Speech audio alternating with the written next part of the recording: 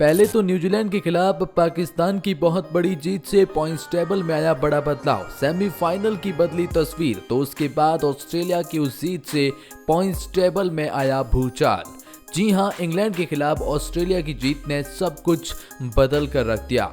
हम बात कर रहे हैं वनडे वर्ल्ड कप 2023 के बारे में। मुकाबले जैसे जैसे आगे बढ़ रहा है, जैसे जैसे ये वर्ल्ड कप अपने अंतिम चरण की ओर जा रहा है, वैसे वैसे पॉइंट्स टेबल की रेस में भूचाल आ गया है, ट्रैफिक जाम हो गया है। और खास तौर पर जो डबल हेडर के मुकाबले खेले गए, दोनों ही मुकाबले ब्लॉकबस्टर मुकाबले थे, क्योंकि एक मुकाबले में पाकिस्तान और न्यूजीलैंड आमने सामने थी।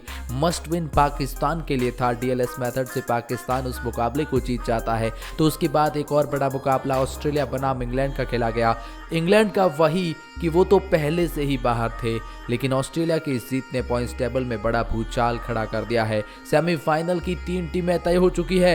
एक टीम में कौन सी, बाकी 3 टीमों में है लड़ाई। पूरी सेमीफाइनल की तस्वीर इस वीडियो में सारे टीमों के समीकरण बताएंगे और बताएंगे कौन सी टीमें सेमीफाइनल की रेस से बाहर हो चुकी है। चलिए आइए आपको बताते हैं कि करके इस एक खास रिपोर्ट पे। लेकिन आगे बढ़ने से पहले अगर आप भी है टीम इंडिया के फैन तो वीडियो को कर दीजिए दिल से लाइक। और सेमीफाइनल में इंडिया से किस टीम का मुकाबला चाहते हैं कमेंट सेक्शन में जरूर बताइएगा। लेकिन चलिए जानते हैं पॉइंट्स टेबल के हालात। लेकिन उससे पहले बता दें कि पहले पाकिस्तान ने न्यूजीलैंड को हराया। न्यूजीलैंड ने भले ही 400 का पहाड़ पाकिस्तान के सामने खड़ा किया था, लेकिन पाकिस्तान के फकर जवां की अच्छी बल्लेबाजी के दम पर और डीएलएस मेथड से उस मुकाबले को 22-21 रन से अपने नाम करता है। लेकिन उसके बाद ऑस्ट्रेलिया ने जी हां उतना बड़ा स्कोर तो खड़ा नहीं किया, लेकिन इंग्लैंड की लड़खड़ाती हुई बल्लेबाजी तेज नहीं कर पाई और इंग्लैंड को भी एक बहुत बड़ी और करारी शिकस्त का सामना करना पड़ता है। अब चलिए जानते हैं पॉइंट्स टेबल के हालात और बाकी टीमों ने किस तरह से हुई है खलबली पैदा ऑस्ट्रेलिया की इस जीत से। सबसे पहले बता दें कि इस पॉइंट्स टेबल में 10वें पायदान पर नाम इंग्लैंड क्रिकेट टीम का आता है। 7 मुकाबले खेले हैं और केवल 1 मुकाबला जीता है। 6 मुकाबलों में हार का सामना करना पड़ा है और नेट रन रेट भी इस वर्ल्ड कप में सबसे खराब अगर किसी की है तो वो इंग्लैंड की ही है। जी हां, 2 पॉइंट के साथ में ये टीम 10वें पायदान पर है। आप यकीन कीजिए ये पिछले बार के वर्ल्ड चैंपियन है और इस बार केवल 1 मुकाबला जीत पाए हैं। इंग्लैंड का सेमीफाइनल से कोई लेना देना नहीं है। बचे हुए दोनों मुकाबले हैं और दोनों के दोनों भी जीत गए तो भी इंग्लैंड सेमीफाइनल में जगह नहीं बना पाएगी, क्योंकि ज्यादा से ज्यादा ये 6 पॉइंट ही अर्जित कर पाएंगे। और वैसे तो अफगानिस्तान के 8 पॉइंट है, तो आप उम्मीद ही मत कीजिए। आप एलिमिनेट हो चुके हैं, 100% हो चुके हैं और कब के हो चुके हैं। इस पॉइंट्स टेबल में 9th पोजीशन पर नाम बांग्लादेश क्रिकेट टीम का आता है और ये भी ऑफिशियली तरीके से एलिमिनेट होने वाली वो पहली टीम बनी थी। 7 में से केवल 1 मुकाबला जीता है, 6 मुकाबले हारे हैं। 2 पॉइंट के साथ में ये टीम फिलहाल जो पॉइंट्स टेबल में है, जी हाँ, वो 9th पोजीशन पर है। अब बात करें अगर इस टीम के सेमीफाइनल की तो कोई उम्मीद नहीं है, क्योंकि बचे हैं 2 मुकाबले और दोनों के दोनों भी जीत गए तो ज़्यादा से ज़्यादा आप 6 पॉइंट ही अर्जित कर पाएंगे। उस लिहाज से बांग्लादेश भी सेमीफाइनल की रेस से बाहर है। बात करें अगर 8th पायदान की टीम यानी नीदरलैंड क्रिकेट टीम की तो 7 में से 2 मुकाबले इन्होंने जीते हैं, 5 मुकाबले हारे हैं। या बांग्लादेश और इंग्लैंड से तो नीदरलैंड ने भी अच्छा किया है और 4 पॉइंट के साथ में ये टीम 8वें पायदान पर है। अगर बात करें नीदरलैंड के सेमीफाइनल समीकरण की तो ये टीम भी उस सेमीफाइनल की रेस से बाहर हो चुकी है। ऐसा हम इसलिए भी कह रहे हैं क्योंकि इस टीम को अब भी 2 मुकाबले खेलने हैं और दोनों के दोनों जीत कर भी ये ज़्यादा से ज़्यादा 8 पॉइंट अर्जित कर पाएंगे और 8 पॉइंट के साथ में कोई टीम इस बार जी हाँ सेमीफाइनल में जाएगी नहीं। तो 8 पॉइंट के साथ में आप क्वालिफाई कर नहीं पाएंगे, इसलिए आप बाहर हैं उस सेमीफाइनल की रेस से। फिलहाल पॉइंट्स टेबल में 7वें पायदान पर नाम श्रीलंकन क्रिकेट टीम का आता है। 7 में से केवल 2 मुकाबले जीते हैं, 5 मुकाबले हारे हैं और 4 पॉइंट के साथ में ये टीम 7वें पायदान पर है। श्रीलंका भी उस रेस से बाहर है, क्योंकि इन्हें भी बचे हुए दोनों मुकाबले अगर जीत लिए तो ज़्यादा से ज़्यादा 8 पॉइंट आप अर्जित कर पाएंगे। आपका एक मुकाबला बांग्लादेश से है तो आपका एक मुकाबला जो है वो न्यूजीलैंड से भी है। इनमें से न्यूजीलैंड के खिलाफ जीत पाएगी, इसीलिए इस टीम का कोई तरीके से तोड़ नहीं बनता है। दोनों मुकाबले जीत भी गए तो भी सेमीफाइनल में कोई इनकी उम्मीद नहीं है। तो ये 4 टीमें ऑफिशियली तरीके से सेमीफाइनल की रेस से बाहर है। जी हाँ, 2 तो ऑफिशियल ऐलान हो गया है और 2 की मात्र औपचारिकता बाकी है, जो हमने बताई श्रीलंका, नीदरलैंड, बांग्लादेश और इंग्लैंड। लेकिन चलिए बात करते हैं टॉप 6 टीमों के बारे में। खैर 6वें पायदान पर नाम अफगानिस्तान क्रिकेट टीम का आता है। 7 में से 4 मुकाबले जीते हैं, 3 मुकाबले हारे हैं और जी हाँ 8 पॉइंट के साथ में ये टीम फिलहाल रैंक कर रही है, वो 6th पोजीशन पर कर रही है। अफगानिस्तान के लिए अच्छी बात है कि बचे हुए 2 मुकाबले हैं और दोनों के दोनों भी ये टीम जीत जाती है तो ये टीम सेमीफाइनल में जगह बना लेगी। तो जी हाँ, अफगानिस्तान के लिए आसान समीकरण है कि बचे हुए 2 मुकाबले हैं और दोनों के दोनों जीतिए और सेमीफाइनल में जगह बनाइए।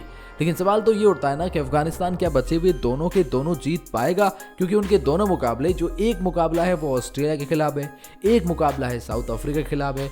तो नहीं लगता कि अफगानिस्तान वैसा कर पाएगा। लेकिन दोनों में से एक भी जीत गए ना, तो भी आप 10 पॉइंट के साथ में सेमीफाइनल में जगह बनाएंगे, और वो तब होगा जो हम आपको आगे जाके समीकरण बताएंगे। तो इसलिए पॉइंट्स टेबल को पूरा समझिएगा।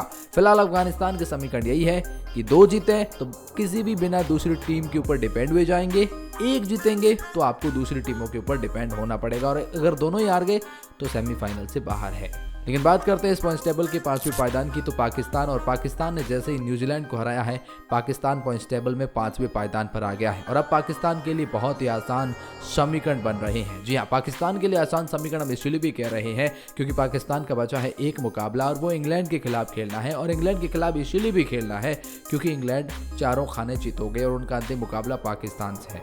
अब क्या होगा, इंग्लैंड के खिलाफ अगर पाकिस्तान जीतता है तो सेमीफाइनल में जगह बनाए, इसकी कोई गारंटी नहीं है। वो हम ऐसा इसीलिए भी कह रहे हैं क्योंकि आगे जाके हम आपको समीकरण बताएंगे। इसीलिए पाकिस्तान को थोड़ा ध्यान ये रखना है कि सबसे पहले तो इंग्लैंड से जीतिए। अगर इंग्लैंड से जीते तो कुछ चांसेस बनेंगे, लेकिन जीतना ही जरूरी नहीं है, बल्कि बड़े मार्जिन से जीतना होगा ताकि न्यूजीलैंड जैसी टीम को वो शिकस्त दे पाए। वो भी हम आपको समझाएंगे। अब दरअसल पाकिस्तान को अगर क्वालिफाई करना है तो अफगानिस्तान के दोनों मुकाबले अगर जीत गए तो पाकिस्तान का तो कोई चांस ही नहीं है।